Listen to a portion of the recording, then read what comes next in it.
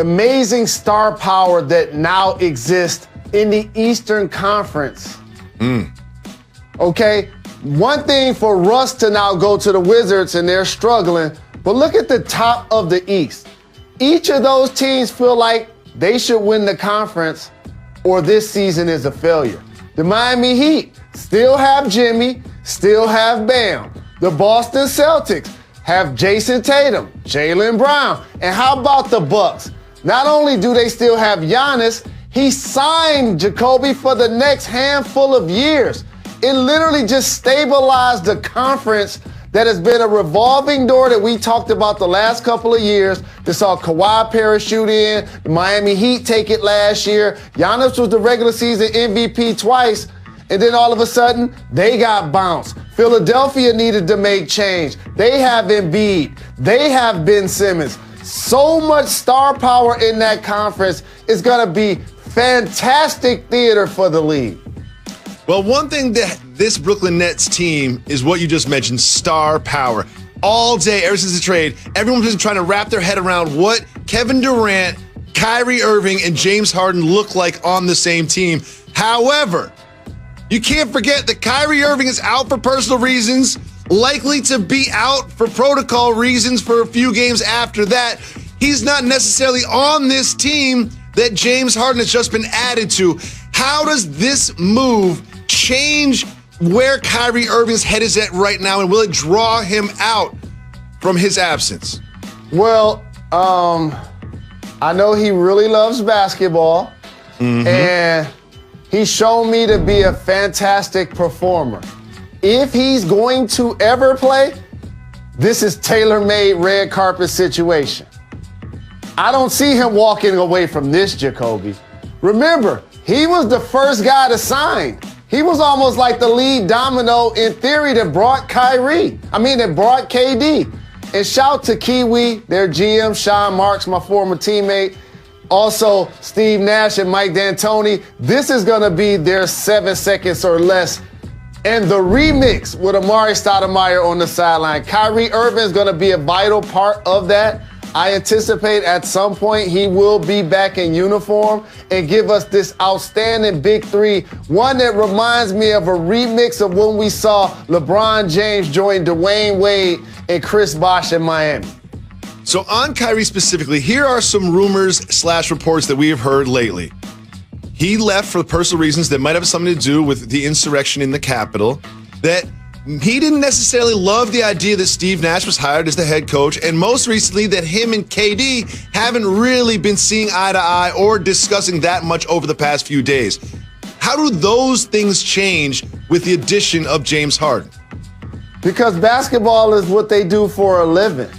And Kyrie Irving is so very young and got so much more to give to the game and or vice versa.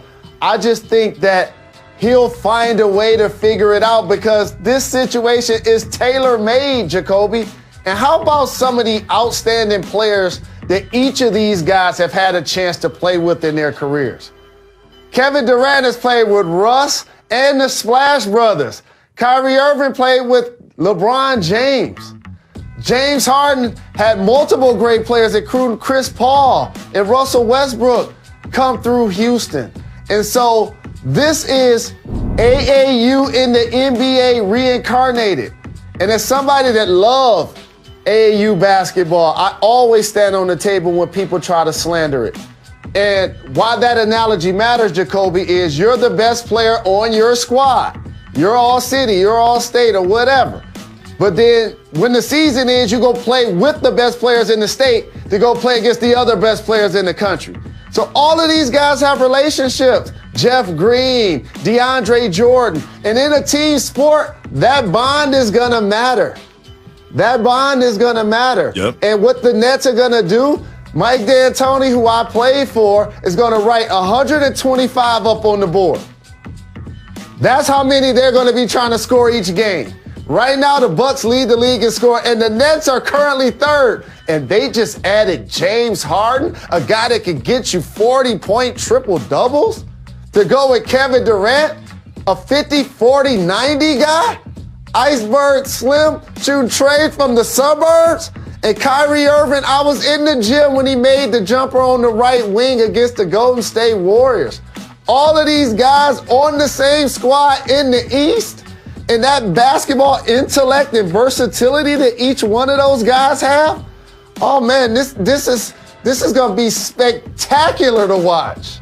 I'm glad you brought up the relationships between these three human beings, because this is not an arranged marriage. Remember, there were reports this summer that these three were working out in Los Angeles together and said, you know what'd be nice? It'd be nice if we all end up on the same team. And somehow, some way, they ended up on the Nets. So let's look at this through the prism of Kevin Durant. Kevin Durant came back from Achilles. He's looking like the old Kevin Durant.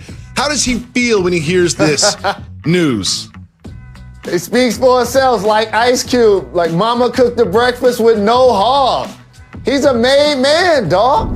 And the Nets did an amazing job of eliminating any talk of what might happen with KD's free agency, because he ain't about to leave running with James Harden and Kyrie Irving.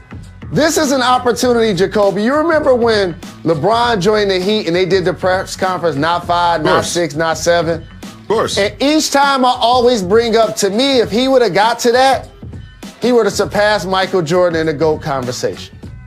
Leaving that, he had to go to LA and rebuild it. So now for these guys, do they get more than 2 championships like that big 3 did? And also, it shapes the balance of power. You have the conglomerate called LeBron James and Anthony Davis, Kawhi Leonard and Paul George in LA on the West Coast, and another group of amazing teams. And then now you have a squad that a lot of people are going to be considering villains in theory. I'm pretty sure people in Houston are not happy with James Harden. They're going to be happy to get those picks, and they're going to be happy with what goes on with their team. But when you talked about that arranged marriage, that means somebody else had to, beat a broken eggs hour. You have the conglomerate called LeBron James and Anthony Davis, Kawhi Leonard and Paul George in LA on the West Coast, and another group of amazing teams. And then now you have a squad that a lot of people are going to be considering villains in theory. I'm pretty sure people in Houston are not happy with James Harden. They're going to be happy to get those picks, and they're going to be happy with what goes on with their team. But when you talked about that arranged marriage, that means somebody else had to, beat a broken eggs in order to get that omelet made. And that was the fans of Houston. And so with the Nets, this is a terrific opportunity for KD to now catapult himself into these top 10 conversations.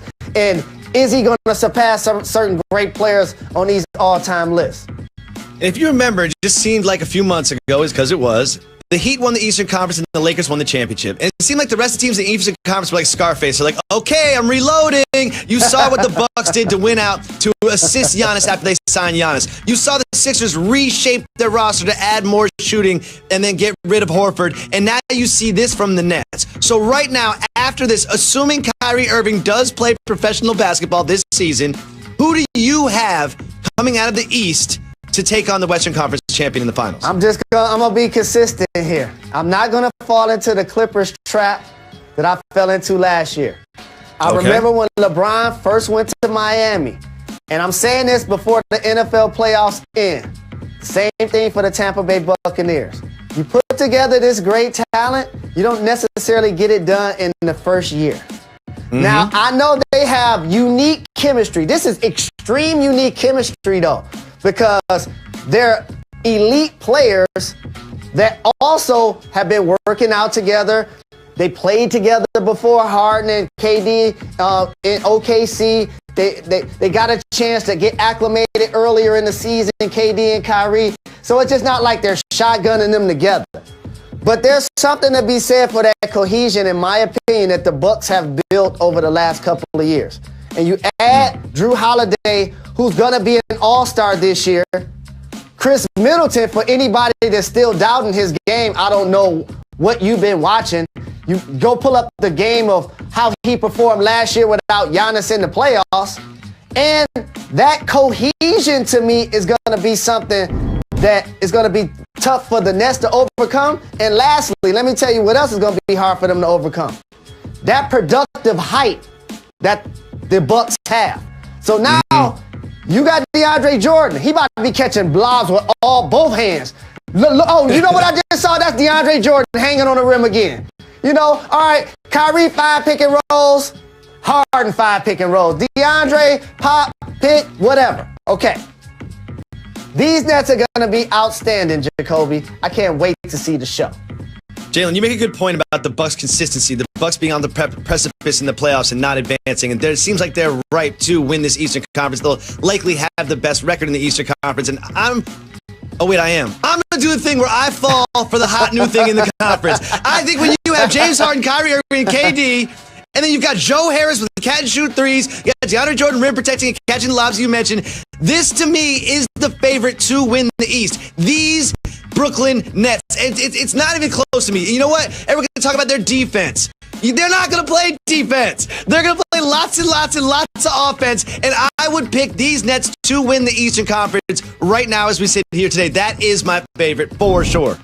You know, if I was writing the script, I would want all of the drama. Stephen King style, dog. So, of course, the Nets and the Lakers, KD, LeBron, AD, Kyrie, Harden, like the Laker brand, of course that would be outstanding for the NBA. But Milwaukee, I got y'all. Milwaukee, I got y'all. Jalen, it's a big news on a day like today. There's always a lot of eyeballs on the show, especially in those executive corner offices around the Disney Corporation. So please, don't get us fired. And now, the Don't Get Fired topic of the day.